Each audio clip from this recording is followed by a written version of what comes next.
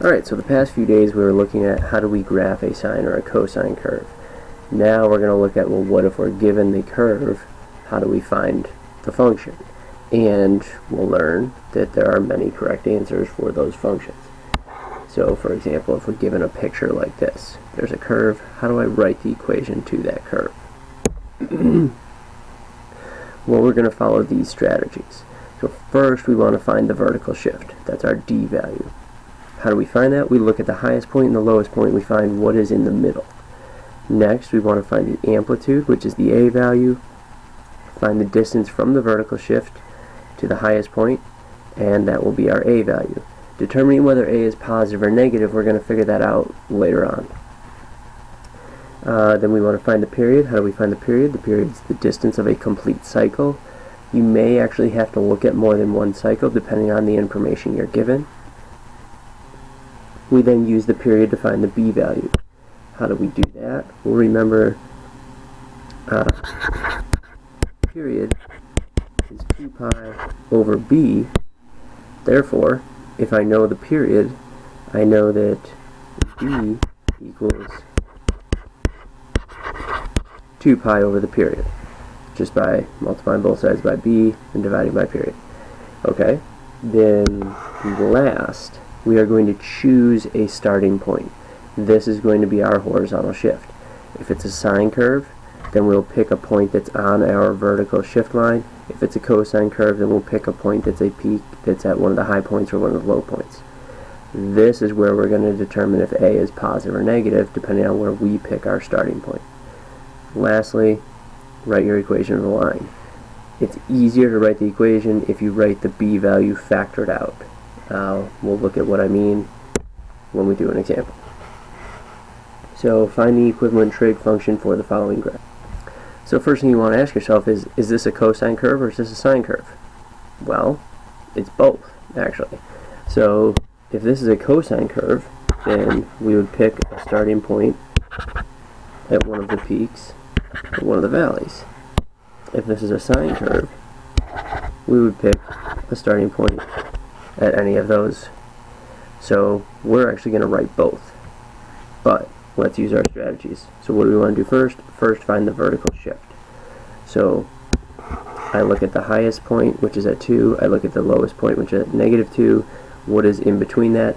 0. So I have vertical shift equals 0, which means d equals 0. Next, find the amplitude, or the a value. So how do I do that? I look at my vertical shift. How high do I go from there? I go up 2.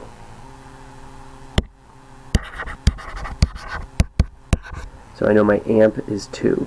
So that means a is going to be either 2 or -2, depending on where I pick a starting value. Next, we want to find the period. How do we find the period? Find the distance of one complete cycle. So the easiest way to do that is look at a peak and find the next peak and figure out what is the distance between the two of them. You can't always do this, but this is what you want to try to do first. So in this case we can. If this is at -pi4 and this is at 3pi4, what is the distance from -pi4 to 3pi4? That is a distance of pi. So I know the period is pi, therefore b is 2 pi over the period, so b is 2. Now, I pick a horizontal shift. Do I want to do a sine curve or do I want to do a cosine curve? As I said, we're actually going to do both.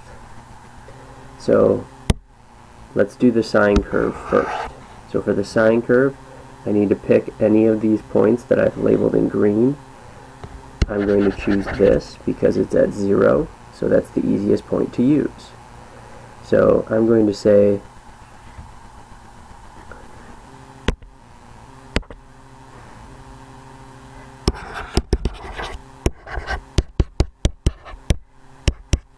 sine curve has a horizontal shift of 0. So now I know all my values. I can go ahead and write the equation of the sine curve. Now here I also have to pay attention to, if I start at this point, this is going to be a negative sine curve, because from here it goes down next. So I know I have a d value of 0, an a value of -2, and a b value of +2. So I can say y equals -2 sine of 2x. That is one correct answer. Let's look at a cosine curve. So for cosine, I need to pick a peak or a valley. So any of the points that I've labeled in red here. I'm going to choose this one here. I'm going to go with the -π4. If I pick -π4 as my horizontal shift, notice that'll be a positive cosine value because I start at a peak. So I'm going to say cosine as a horizontal shift of -π4. So now I'm going to write the cosine equation, y equals +2 cosine. And now, remember the last hint that I gave here. I said it's easier to write the equation with the b value factored out. So that's what I'm going to do here. B, remember, is 2. So I'm going to write 2 parentheses x plus π4. So this is a correct cosine equation. I have the b value factored out of the parentheses. Remember we looked at that the first day when we did, on the first video that we did shifting, and we looked at the difference between b when it's in the parentheses versus when it's factored out of the parentheses. This equation is the same thing as 2 cosine 2x plus π/2. So you can write it like this if you want. Notice how the c value, or this is your c value now, whereas this value right here is actually c over b. It's up to you how you write it. It's much easier if you write it with the b value factored out, because then you can see the horizontal shift and you can still see the b value. Either one is correct though. Okay, now I want you to try. So I want you to write a sine and a cosine function for the following curve. Pause the video, try and do that, unpause when you're ready to check your work, or when you get stuck. Okay, so here are 4 correct examples. There are other correct examples of equations as well. So how do I come up with these? Well, I look first, I find the vertical shift. So the highest point is at 5, the lowest point is at -1. What's halfway in between? That's 2. So my vertical shift is 2, so I have a d value of 2. From there, I go up 3 to get to the peak, so my amplitude is 3. I looked at -π to pi, was 1 complete cycle. That is a distance of 2π, therefore my b value is 1. Now horizontal shifts. If it's cosine, it can be any of the green dots. If it's sine, it can be any of the yellow dots. So I gave you an example, or I provided examples of a horizontal shift of π/2. So that's this first equation, and I said y equals 3 sine of x minus π/2, and then plus 2. And then I also did a horizontal shift of -π/2. So that would be y equals -3 sine of x plus π/2 plus 2. So notice that if I start here, it's a positive sine curve. If I start at -π/2, it's a negative sine curve. What about cosine? The easiest cosine horizontal shift would be 0. So if I have cosine with a horizontal shift of 0, that's a negative cosine curve, so y equals -3 cosine x plus 2. Or I did a horizontal shift of -π, so that would be up here. You could also do a horizontal shift of +π. So with -π, it would be y equals 3 cosine of x plus π plus 2. If I did +π, it would actually look exactly the same, except for this would be -π. Next, I want you to try the same thing. Write a sine and a cosine function for the following curve. Pause the video, unpause when you're ready to check your work. Okay, so here are 4 examples of correct answers again. I could have y equals negative 3 sine of pi times the quantity x plus 1/4 plus 1. This is a horizontal shift of negative 1/4. I could have y equals 3 sine of pi times the quantity x minus 3/4 plus 1. This is a horizontal shift of 3/4. Notice in all of my answers, I wrote the b value outside of the parentheses, or factored out. Again, that just makes it easier to write the answer, and it allows you to see the horizontal shift. Here are 2 correct cosine equations. Y equals 3 cosine of pi times the quantity x plus 3/4. That's a horizontal shift of negative 3/4, and then plus 1. Or y equals negative 3 cosine of pi times the quantity x minus 1/4 plus 1. This is a horizontal shift of 1/4. Where is this coming from? Well, again, I look at the lowest values at negative 2, the highest values at 4. Halfway in between there is 1, so I have a vertical shift of 1, which is my d value.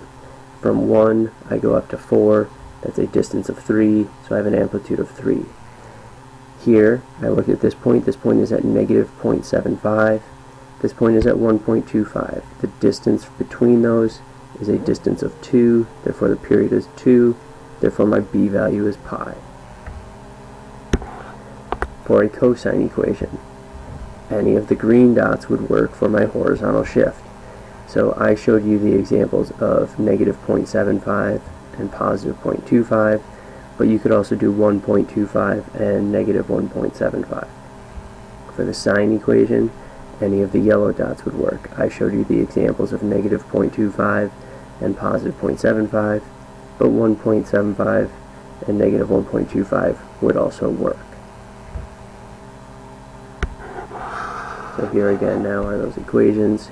Again, if you have the pi distributed, that's okay. So this would be pi x plus pi fourths, pi x minus 3 pi fourths, pi x plus 3 pi fourths, pi x minus pi fourths. That's fine.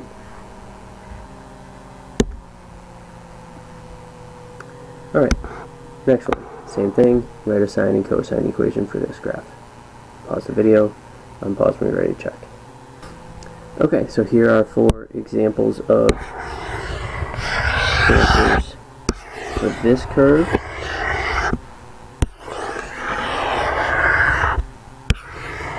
Any of these are correct. There are also other correct answers. How do I come up with these? Well, I can see that the highest point is at positive 1, the lowest point is at negative 3, therefore I have a vertical shift of negative 1. From there I go up 2 and down 2, so the amplitude is 2. From this point, negative 3 pi fourths, to this point, positive pi fourths is 1 complete cycle. That is a distance of pi, therefore my b value is 2. So now, pick a horizontal shift for sine. I chose 0. 0 is always the easiest number to work with if you can. So if I have a horizontal shift of 0, it's going to be y equals 2 sine of 2x minus 1. I also could have chosen, I did pi halves, I could have done negative pi halves. So if I do pi halves, then y equals negative 2 sine of 2 times the quantity, x minus pi halves, minus 1. Again, I have the b value factored out of the parentheses. You can distribute it if you choose. For cosine, I can pick any of the peaks or the valleys. I did both negative pi fourths and pi fourths. If it's negative pi fourths, this is a negative cosine equation, so y equals negative 2 cosine of 2 times the quantity x plus pi fourths minus 1. And with positive pi fourths, I do y equals 2, because it's a positive cosine equation now, so 2 cosine of 2 times the quantity x minus pi fourths minus 1. Okay. So you want to understand this, these strategies on how to come up with the sine or the cosine equation when you're given the picture of the graph. Remember, there are many correct answers. Always go with whatever is easiest for you. It's up to you whether you want to have the b value factored out or not. Personally, I think that's easier, but it's up to you.